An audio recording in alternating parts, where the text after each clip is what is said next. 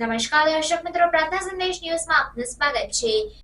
130 જાલોદ વિધાનસભાનો સ્નેહ મિલન કાર્યક્રમ ગુરુ ગોવિંદ ધામ કંબોઈ ખાતે યોજવામાં આવ્યો હતો।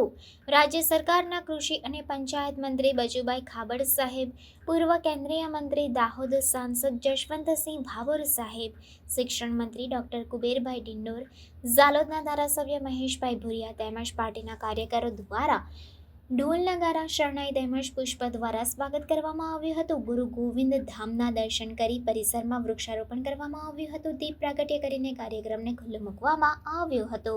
કાળી મહુડી પ્રાથમિક શાળાની બાળાઓ દ્વારા સ્વાગત ગીત રજૂ કરીને મહાનુભાવોનું સ્વાગત કરવામાં આવ્યું હતું। પૂર્વ કેન્દ્રીય મંત્રી સાંસદ જશવંતસિંહ ભાભોર, રાજ્ય સરકારના કૃષિ અને પંચાયત મંત્રી બચુભાઈ ખાબડ, શિક્ષણ મંત્રી ડોક્ટર કુબેરભાઈ ડિંડોર દ્વારા શાળાની બાળાઓને 11,000નું ઇનામ આપી પ્રોત્સાહિત કરવામાં આવી હતી। આવેલ મહાનુભાવોનું સાલ પુષ્પમાળાથી સ્વાગત કરવામાં આવ્યું હતું। 130 ઝાલોદ વિધાનસભાના ધારાસભ્ય મહેશભાઈ ભુરિયાએ નવું વર્ષ ફળદાયી નીવડે તેવી શુભેચ્છા પાઠવી હતી। વધુમાં તેમણે જણાવ્યું હતું કે પાછલી ટર્મમાં કોંગ્રેસનું શાસન હોવાથી અસંખ્ય કામો અટવાઈ પડ્યા હતા। હવે ભાજપનું શાસન આવતા અટવાયેલા અસંખ્ય કામોનો સરળતાથી વિકાસ થશે। કેન્દ્ર સરકાર તેમજ રાજ્ય સરકારની વિવિધલક્ષી યોજનાઓનો છેવાડાના માનવી સુધી તેનો લાભ પહોંચે તે માટે સરકાર કટિબદ્ધ છે તેમ જણાવ્યું હતું।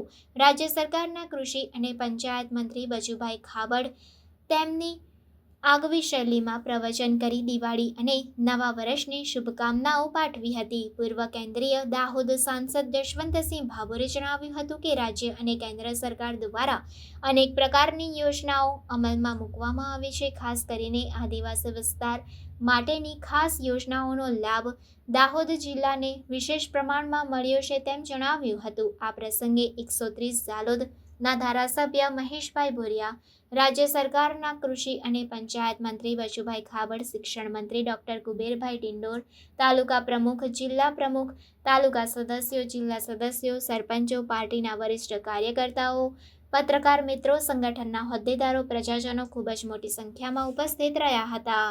કામ કરી રહ્યા છે, એનું વિઝન છે, એમનો સંકલ્પ છે કે 2047માં ભારત દેશ પૂર્ણ વિકસિત બને અને દુનિયામાં મહાસત્તા પ્રાપ્ત કરે। એ સંકલ્પ સાથે કામ કરતા દેશના વડાપ્રધાન મોદી સાહેબના સંકલ્પને પૂરો કરવા માટે આજના આ શુભ અવસરે આપ સૌને અપીલ કરું છું કે જે દિશા બતાવીશ, અમારા સંસદ સભ્ય હોય, અમારા મહેશભાઈ હોય, કુબેરભાઈ ડિંડોર સાહેબ, માન્ય ખાબડ સાહેબ હશે, બધા જ લોકો જે દિશામાં અમે ચાલી રહ્યા છે એની સાથે જ છે, પણ હજુ વધુ સક્રિયતાથી આપણે કામ કરીને આપણા ગરીબ માણસને કઈ રીતે મદદ કરી શકાય એ ભાવ સાથે, સેવાના ભાવ સાથે આપણે બધા જોડાયેલા છે। એ કામે સૌ લાગશો એવા ભગવાન બિરસા મુંડા કી જય। સંવત 2081 ના 130 ઝાલોદ વિધાનસભાના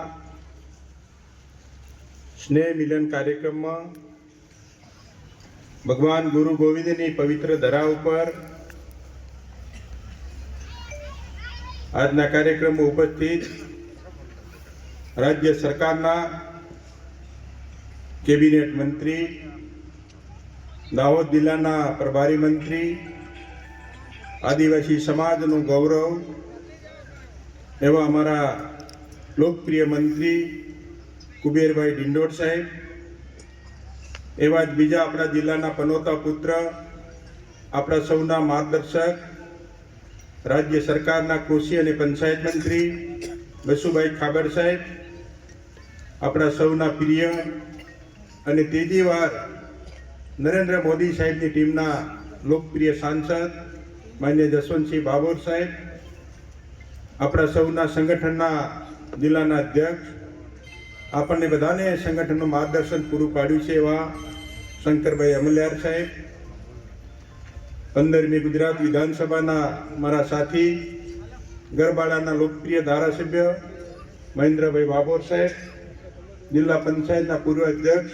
બેન શીતલબેન વાઘેલા, અમારા સૌના નેતા મુકેશભાઈ કર્ણાવત સાહેબ, પાર્ટીના અધ્યક્ષ મુકેશભાઈ પરમાર, સુનિલભાઈ અટીલા, સરસિંહભાઈ વસૈયા, અતુલભાઈ પરમાર, જિલ્લા પંચાયતના સભ્ય ભાઈ શ્રી લલિતભાઈ ભુરિયા, કૃષ્ણરાજ ભુરિયા, પાછળની હરોળમાં બેઠેલા અમારા બેન રીટાબેન નીનમા, અનિતાબેન મસાર, સુમિત્રાબેન ડામોર, બેન સરપંચ શ્રી રીટાબેન, નિશાબેન નીનમા ઉપપ્રમુખશ્રી, સુરેશભાઈ બાબોર મહામંત્રી શ્રી, મારા મુકેશભાઈ બમ અમારા પાર્ટીના વરિષ્ઠ નેતા,